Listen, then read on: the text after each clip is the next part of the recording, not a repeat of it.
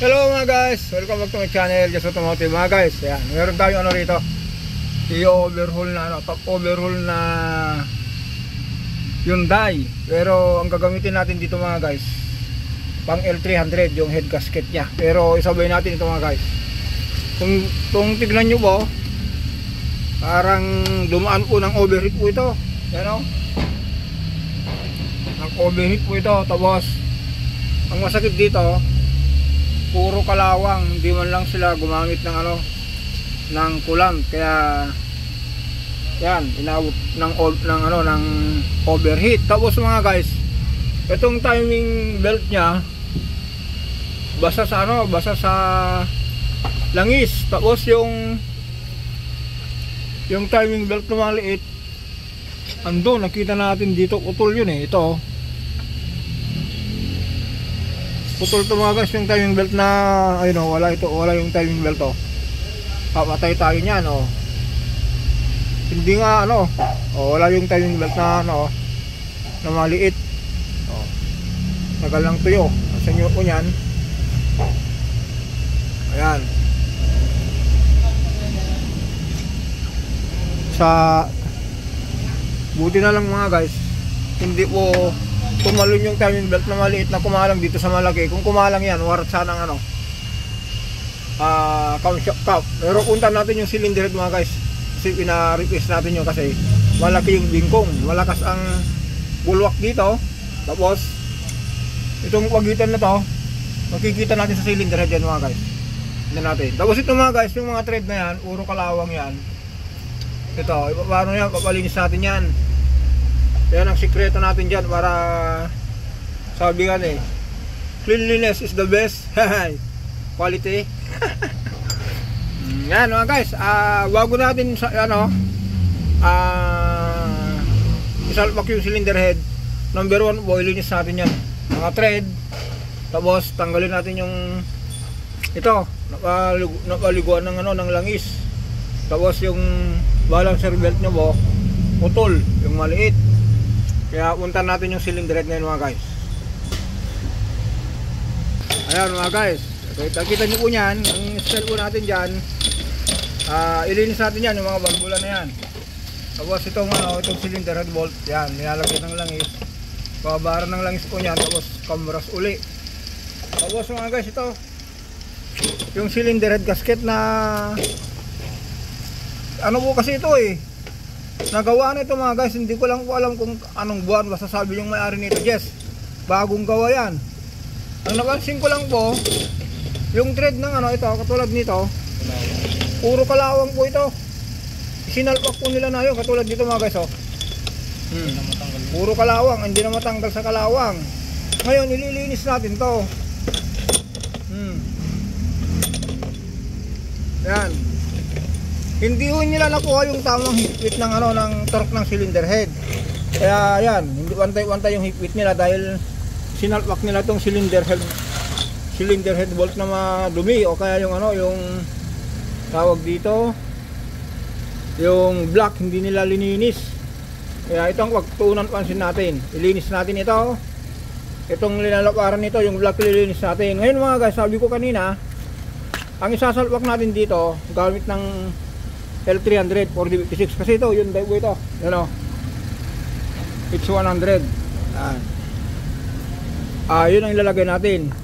Ito ba 4D56, 4D55 carbon type ito mga guys. Ang kapal po nito, itong gasket po 1.40 dito, itong kapal nya. Yan. Tapos ito yung camshaft, ito yung rocker arm, ililinis din natin yan. Ngayon, ang ginawa lang natin yan para hindi maghiwalay, tinalian natin bawat isa. Tapos isabay natin yung valve seal. Yan, nalinis na rin natin yung camshaft cap. Ngayon mga guys, kung yung camshaft cap sana kung yung yung timing belt, yung balancer belt kumalang dun sa malaking belt, warat sana ito. Nagpa-replace tayo sa machine shop ng cylinder head. Ito, abangan nyo po ito. Itong 3S GT. Gawin natin 3S GT ito mga guys. Yung 3SG kasi pinanglalaro sa off-road. Tignan nyo ito mga guys, oh. Na-replace natin to. Yan. Okay na, pantay na. Linis lang natin ng tubig.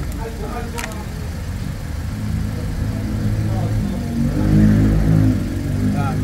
Ulitin natin mga guys ito, ano po, H100 ito. Panghanap buhay. Kaya minsan mga guys, kung panghanap buhay, ugaliin natin yung maglagay ng ng coolant. Ayan o, hindi man lang nakatikim ng coolant. Tapos ito po yung binabanggit natin dito, yung nag-overheat. Yan. Kung pansinin nyo po, napakadumi yung mga thread, hindi man lang lininis. Yan o, kita nyo yun, nakakulant pero kulay nakakulant pero tawag dito, huli ng lahat. Aanhin mo pang damo kung patay ng kabayo. Sabi nila. Andiyan na naman tayo. Kaya mga guys, ulitin natin. Ito po, tanggalin natin tong crankshaft pulley, palitan natin timing belt, ilinis natin yan kasi ulitin natin yung balancer belt putol.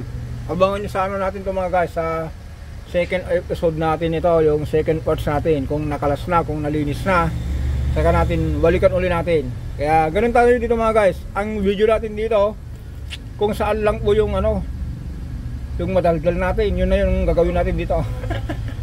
Dito naman tayo. Yun mga guys, ulitin ko. Ganito ba ako mag-video, hindi ko po inumpisaan sa kung bakit po tinop-overhaul natin. Understood na po yan.